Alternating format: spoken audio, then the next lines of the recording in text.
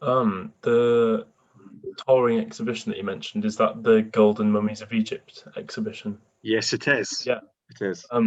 So my next question is about that exhibition, and I was going to ask, would you say that in the promotion of that exhibition, you've exoticized or spectacularized mummies in any way during the advertising to attract more visitors? I'm not trying to like catch you out or anything here. Wow, that's yeah. Well, no, it's a great question, and I'm sure lots of people have thought it, but no one up until this moment has asked me directly in the way you just have. I'm very. Sounds like a politician's answer. I'm very happy with Golden Mummies of Egypt, and I think it's a great exhibition. It is no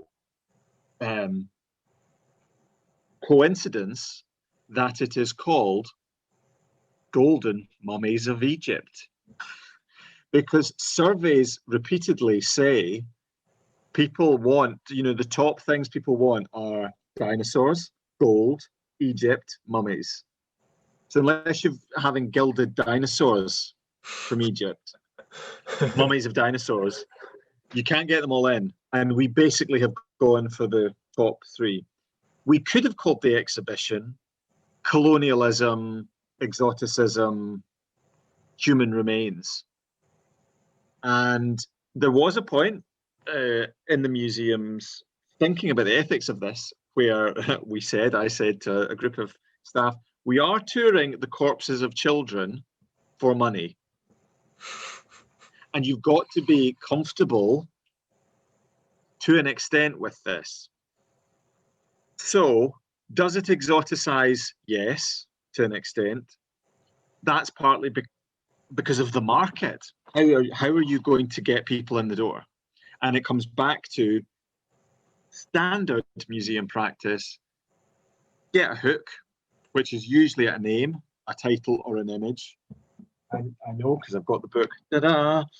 Here, that is more likely to get you in the door than a downer of a title about colonialism and exploitation. But the content of the exhibition, I'm proud of. It debates these points. It asks these points. It is rather unusual in the way it presents certain themes. The book, if you've not had a chance, hopefully the library is going to get some copies soon. Take a look at it, because obviously in a book or in an essay with footnotes and references, you can be much more nuanced than you can on an exhibition panel or label.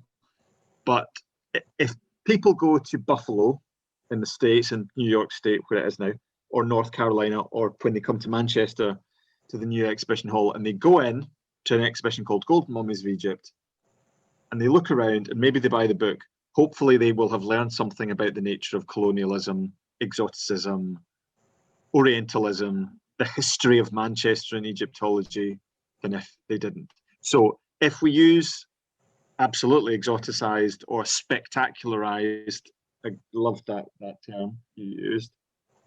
If we do that, it is to an end, it's to a purpose. It's not purely to say, here is, and I'm naming no names, there are other exhibitions that say, here is a voyeuristic way of unwrapping mummies digitally.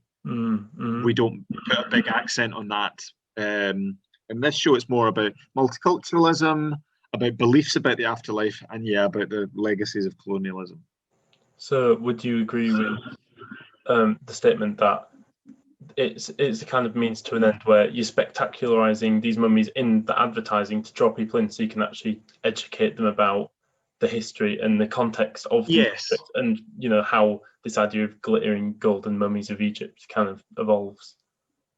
Yes, exactly. I would agree with that statement. Yes. Cool.